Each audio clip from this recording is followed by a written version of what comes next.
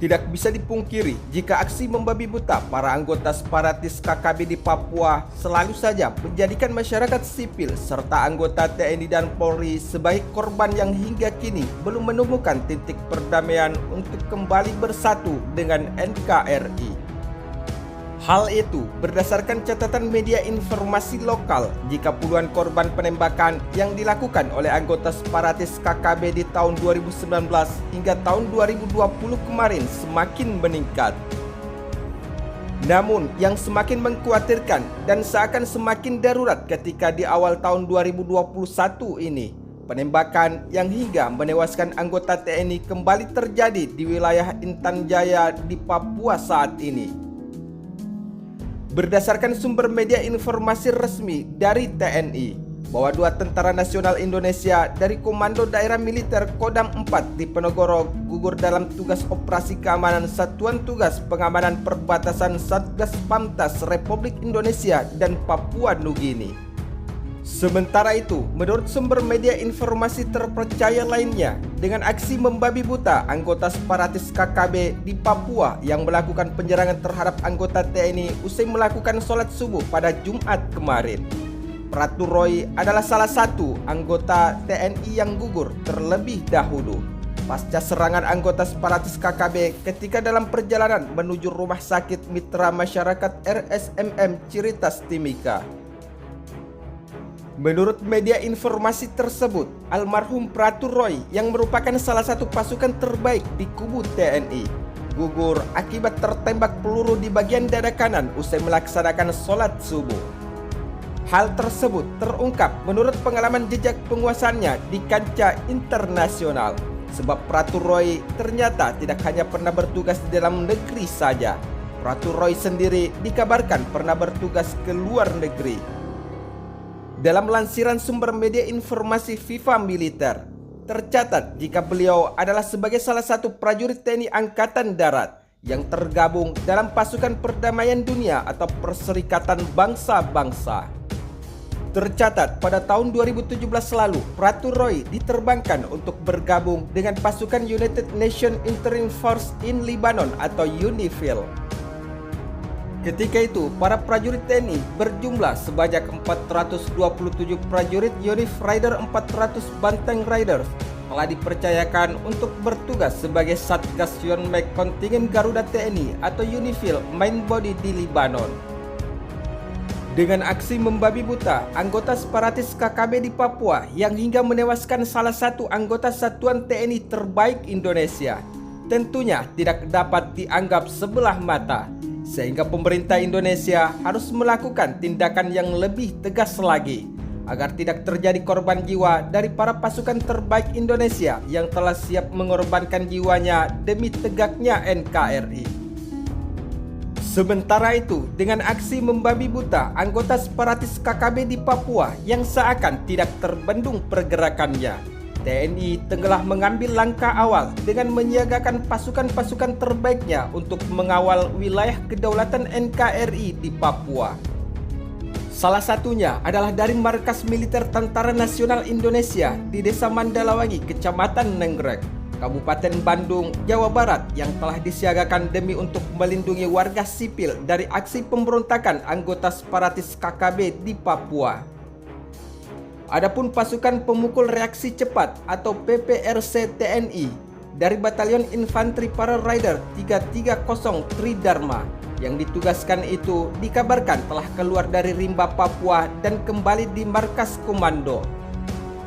Hal tersebut berdasarkan sumber media informasi yang dilansir media FIFA Militer pada Senin 25 Januari 2021 kemarin.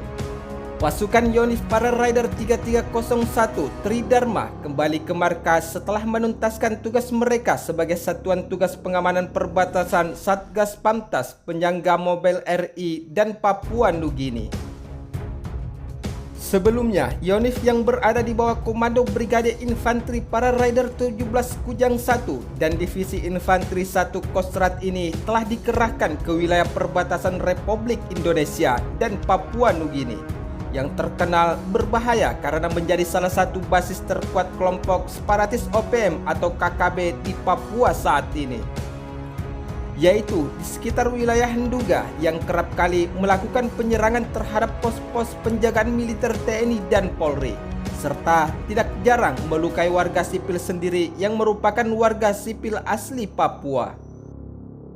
Sementara itu, Yonif para Rider 330 Tridharma telah diberangkatkan pada Juni 2020, yaitu tugas pokok mereka adalah sebagai Satgas Pamtas penyangga mobil terhadap Satgas Pamtas Mobil Republik Indonesia dan Papua Nugini Yonif para Rider 305 Tengkorak.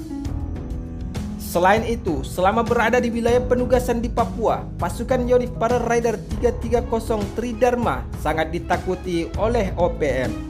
Hal itu terbukti dengan keberhasilan Yonif para Rider 330 Tridharma yang telah melumpuhkan dan menembak mati 2 anggota OPM di Ndunga, Papua. Adapun dari kedua anggota OPM yang dilumpuhkan, dikabarkan jika merupakan salah satu anak buah Egonus Kogoya yang tewas dalam sebuah operasi penyergapan. Ketika itu, kedua anggota OPM sedang melakukan transaksi senjata di distrik Kenyam. Peristiwa itu terjadi pada 18 Juli 2020 lalu. Menurut sumber media informasi terkait, Yonif para Rider 330 Tridharma bukanlah batalion biasa, sebab mereka merupakan pasukan infanteri lintas udara yang telah banyak mengemban misi di medan operasi peperangan. Yonif ini pernah dilibatkan menumpas pemberontak seperti DITII, Permesta, PKI, dan GAM. Namun, selain Yonif para Rider 330 Tridharma, ternyata satuan TNI dari Yonif Rider 501 Bajrayuda juga telah disiagakan untuk mengawal wilayah kedaulatan NKRI di Papua dari aksi pemberontakan anggota separatis KKB. Berdasarkan sumber media informasi terkait, Panglima TNI Marsikal TNI Hadi Cahyanto telah mengecek kesiapan Batalion Infanteri para Rider 501 Bajrayuda dari Yonif para Rider sebelumnya, yaitu untuk dikirim ke medan perang di Intan Jaya, Papua pada Kamis 28 Januari 2021 kemarin. Menurut kutipan media informasi terpercaya, Panglima TNI telah mengatakan jika penguasaan di wilayah Papua adalah penugasan yang membanggakan karena pengujian kesiapan dan kemampuan tempur para prajurit terbaik TNI telah disiagakan demi mengawal untuk kedaulatan NKRI di Papua.